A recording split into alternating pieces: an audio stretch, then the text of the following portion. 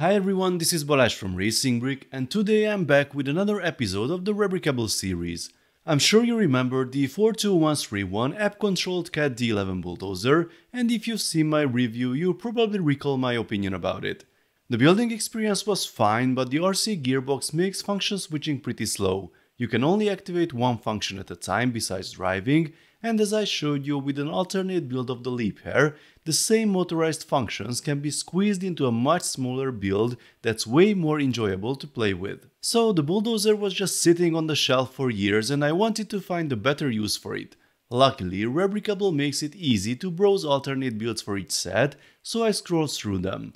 Although C-3PO was tempting, I finally picked this John Deere 8RX by Lars4444. Here's the designer's profile page. You can see he has quite a few alternate builds. This monster made from the leap hair set plus two wheels looks really intimidating. But today's build is the John Deere 8RX 410 with mower combination. I'm not super knowledgeable about these machines, so we'll have to trust the designer here. This is the biggest standard tractor currently produced by John Deere. It runs on 4 tracks and has an accessory combination consisting of a single front mower and dual rear mowers. Here's the real deal, and apart from the obvious color difference, the designer did a great job.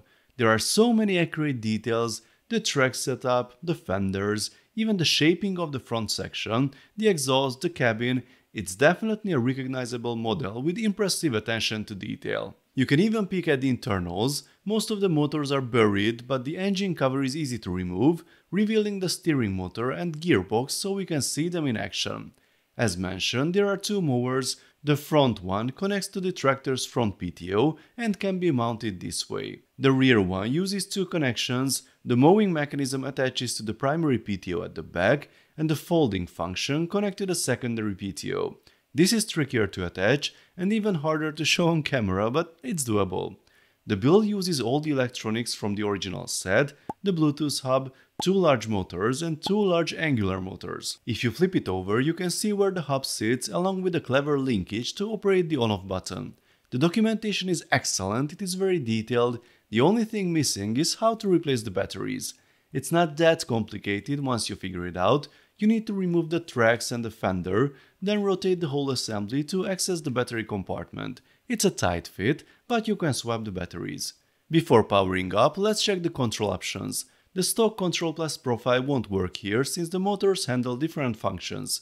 The designer provides several well-documented options. You can use the coding section of the Powered Up app, Bricks with the LEGO Train remote, or Brick Controller 2 with a game controller of your choice.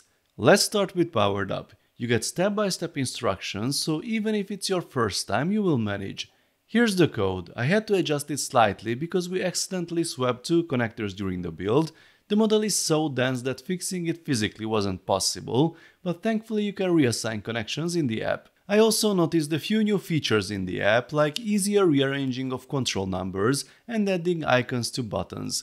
Imagine how powerful this could be with the proper documentation, official tutorials, and full hardware support. Anyway, that's the code. Time to test the functions. The steering is calibrated every time you run the code. Make sure this is done on a sufficiently smooth surface or raise the front of the tractor slightly. The green slider is used for driving forwards or backwards. The horizontal yellow slider is for steering. The vertical yellow slider controls the output of the gearbox, and the plus and minus buttons switch between the functions. Unlike in the app, this change is not automatic, so you have to cycle through the functions. The first one raises and lowers the rear attachment. The next one does the same at the front. Then you operate the primary PTO, both front and rear. And the last one engages the secondary PTO. The next one is Brick Controller 2. You've seen me use this before with the game controller, and honestly, I prefer physical controls over touchscreens any day. The setup is well explained and the controls feel natural. Finally, there's Bricks. You open the coding web interface, import the provided file, and you are good to go. The motor configuration is right at the beginning of the script, so correcting our earlier mistake was simple. Installing the custom firmware requires pressing and holding the button until it flashes purple. That's a bit tricky since the LED is hidden, but you can see the reflection on the surrounding parts. Once installed, connect to the hub, run the code, turn on the remote and you are ready to play. The startup here also begins with a quick steering calibration every time, and the controls are quite clever. If you turn the base on the left, these buttons control the steering. The buttons on the other side are used to go forwards or backwards, but what about the functions? The left and right red buttons control the two directions of a particular function, and if you press the green button in the middle, you switch between them. As I said, this layout is a very clever way to make full use of the available buttons. So that's how the tractor runs. It's not a speed demon, but all the functions work properly. The build is quite sturdy, it also handles well the large accessories.